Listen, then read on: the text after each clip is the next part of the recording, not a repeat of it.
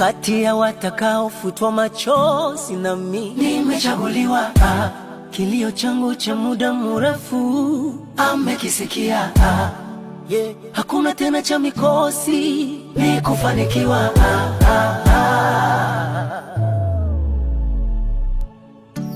Wa zamani si wa sasa, mambo yamebadilika. Imekula kwendwe. Namjua ninayemtumikia, namjua ninayemwimbia, Mfalme wa wafalme, funguo ya maisha yangu.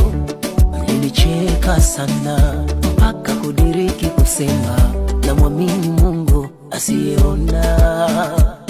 Na niliposema nitajenga majumba, yani mlicheka sana. Niliposema nitamiliki magari, mkaguna ndoto ya mchana. Mkasema ni ndoto